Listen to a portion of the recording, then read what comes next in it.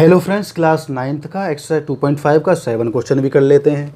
तो 7 क्वेश्चन क्या है हमारा, evaluate the following using suitable identities.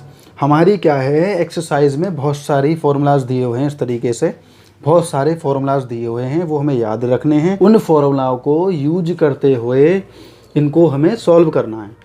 तो अब हमें ये भी पता होना चाहिए, क्योंकि एक्सरसाइज में हमारे फॉर्मूला तो बहुत सारे होते हैं, लेकिन हमें पता नहीं होता ना कि कौन से क्वेश्चन पर कौन सा फॉर्मूला लगेगा। तो इस टाइप का क्वेश्चन तो हमने सेकंड वाला भी किया था 2.5 का। तो हम देख लेते हैं इसमें क्या है। हमें ये ध्यान रखना है कि हमें राउंड ऑफ का पता होगा, जो हमने 8th क्लास में पढ़ा था। राउंड ऑफ जैसे हम एस्टिमेट बोल देते हैं, राउंड ऑफ का मतलब होता है कि हम अप्रॉक्स जो वैल्यू लगाते हैं। जैसे मान लो 99 है ये, तो हम इसे मान सकते हैं 100।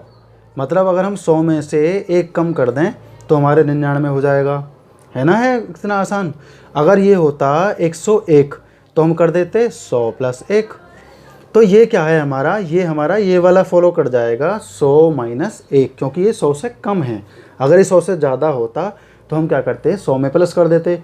अगर ये 10 के आसपास होता तो हम 10 में प्लस कर देते। लेकिन अब ये 100 के आसपास है, तो हमें क्या करना है, हमें 100 में से 1 माइनस करना है, क्योंकि हमें 0 के अप्रॉक्स आसपास रखना है। तो इसे मैं मिटा देता हूँ। अब हम क्वेश्चन सॉल्व करना शुरू करते हैं। तो हमने क्या किया, इसको हमने मान लिया 100 - 1 का होल क्यूब।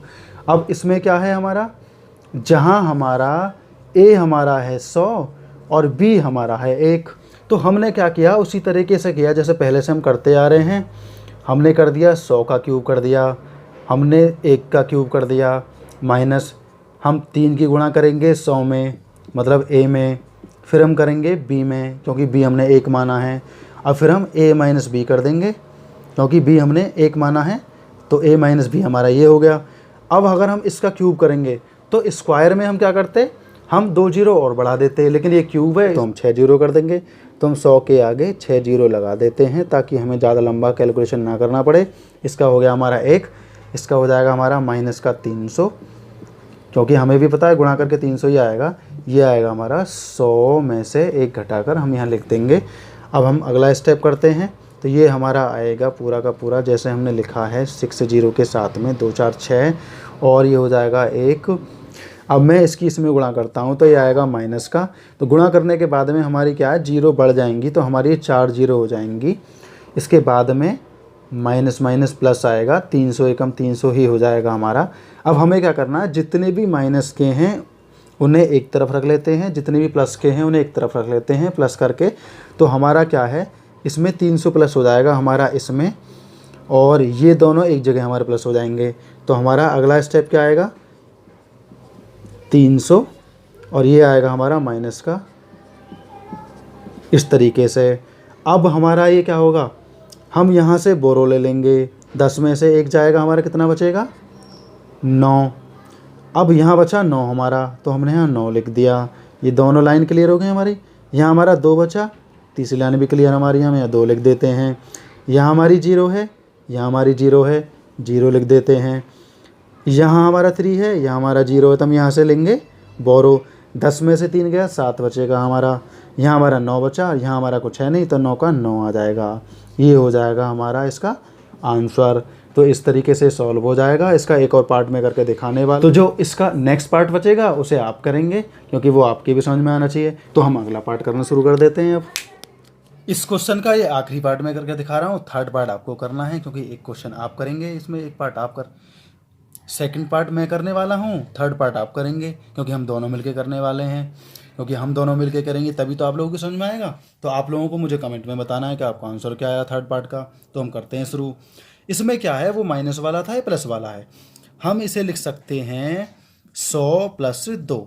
तो इसका मतलब भी 102 ही होगा। ये आप लोग जानते हैं इसके फैक्टर किस तरीके से करने हैं। ये फैक्टर हमने किए क्योंकि हमें क्या है, डायरेक्ट नहीं करना है, हमें किसी फॉर्मूला के माध्यम से करना है। तो फॉर्मूला के माध्यम से करने के लिए हमें इसे 2 टुकड़े करने पड़ेंगे। जहां हमने a मान लिया 100 को, और b हमने मान लिया 2 को।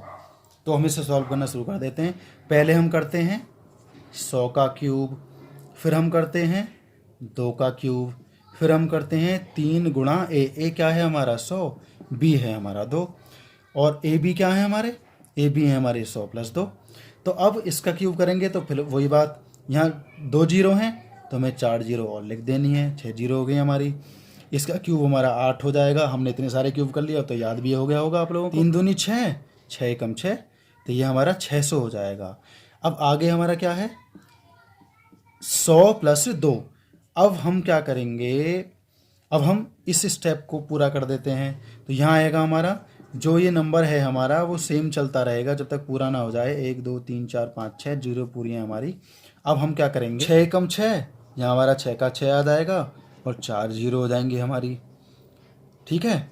और 6 दूनी 12, 12 के बाद में 2 जीरो लगा दो, हो गए ना, हो गया आसान गुणा। इस तरीके से ही करते हैं जीरो वाली। तो अब सब प्लस के हैं तो हम प्लस कर देते हैं, यहीं से शुरू करते हैं। पहले हम एक लाइन लेते हैं सबकी, 0 8 0, तो हमारा यहाँ क्या आएगा, 8 आएगा। अब दूसरी लाइन में देखते हैं 0, यहाँ भी दूसरा 0 है, यहाँ कुछ है नहीं, यहाँ भी दूसरा 0 है, यहाँ 0 आ जाएगा। यहाँ 2 है हमारा तीसरा वाला नंबर, यहाँ 0 है, यहाँ भी 0 है, यहाँ 2 आ जाएगा। यहाँ 1 है, यहाँ 0 है, यहाँ 0 है, यहाँ 1 आ जाएगा। अब ये सारे नंबर ख़त्म हो गए हमारे। यहाँ हमारा 6 है, यहाँ हमारा 0 है, तो यहाँ हमारा 6 आ जाएगा। यहाँ हमारा 10 बचेगा, ये पूरा आ जाएगा हमारा। तो ये हो जाता है हमारा आंसर। तो आप लोगों के बढ़िया तरीके से समझ में भी आ गया होगा, क्योंकि इतने सारे हमने क्वेश्चन कर लिए। 6 वाला भी इसी तरीके से था, बस उसमें A+B हो रहे थे सॉल्व, उसमें XYZ भी मिक्स थे। इसमें क्या है हमारा, इसमें ओनली नंबर ही नंबर है हमारे। तो नंबर की कैलकुलेशन प्लस माइनस गुणा भाग हम पहले से जानते हैं, बहुत ज़्यादा आसान है हमारा और आपके समझ में भी आया होगा। ये क्वेश्चन हमारा यहीं पर कंप्लीट हो जाएगा।